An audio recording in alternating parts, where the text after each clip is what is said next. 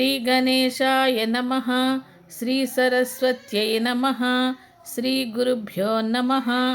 श्रीमन्नारायणीयं 46వ दशकम्।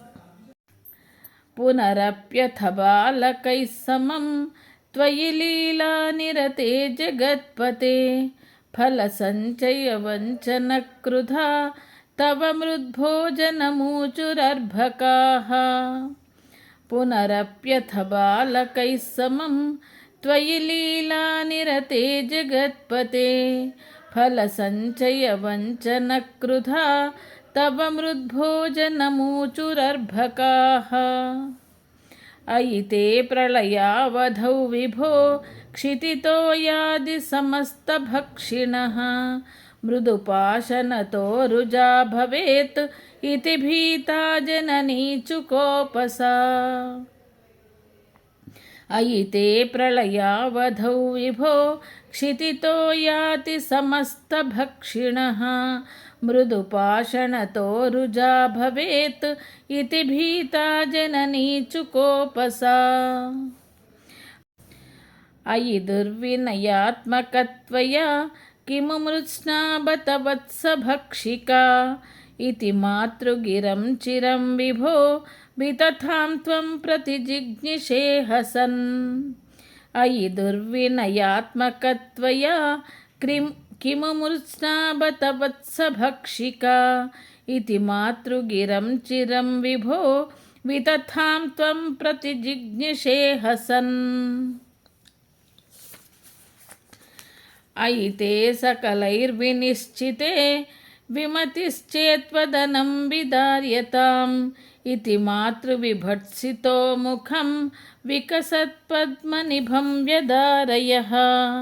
अयि ते सकलैर्विनिश्चिते विमतिश्चेत्वदनं विदार्यताम् इति मातृविभत्सितो मुखं विकसत्पद्मनिभं व्यदारयः।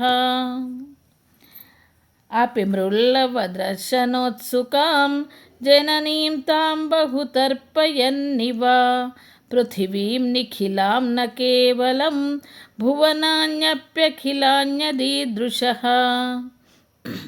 अपि मृल्लवदर्शनोत्सुकां जननीं तां बहुतर्पयन्निव पृथिवीं निखिलां न केवलं भुवनान्यप्यखिलान्यदीदृशः।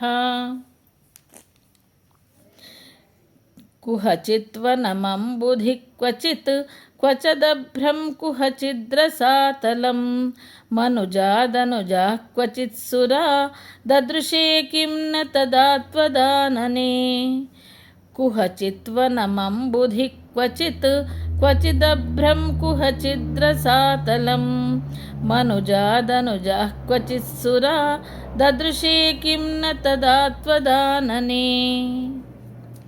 कलशाम्बुदिशायिनं पुनः परवैकुण्ठपदाधिवासिनं स्वपुरश्च निजार्भकात्मकं कथता त्वां न ददर्श सामुखे। कलशाम्बुदिशायिनं पुनः परवैकुण्ठपदाधिवासिनं स्वपुरश्च निजार्भकात्मकं कथिता त्वां न ददर्श सामुखे। धृततद्वधियं तदाक्षिणं जननीं तां प्रणयेन मोहयन् स्तनमम्बदिशेत्युपासजन् भगवन्नद्भुतबाल पाहि माम्। धृततद्वधियं तदाक्षिणं जननीं तां प्रणयेन मोहयन् स्तनमम्बदिशेत्युपासजन् भगवन्नद्भुतबाल पाहि माम्। ఇది విశ్వరూప దర్శనం కాబట్టి ఇక్కడ భగవద్గీతలోని 11వ అధ్యాయం విశ్వరూప సందర్శన యోగం చదవాలి. ఇది షట్చత్వారింశదశకం సంపూర్ణం. నారాయణ అఖిల గురో భగవన్నమస్తే. నా ఈ శ్రీమన్నారాయణీయంలోని దశకాలు మీకు నచ్చినట్లయితే లైక్ చేయండి, షేర్ చేయండి, సబ్స్క్రైబ్ చేయండి.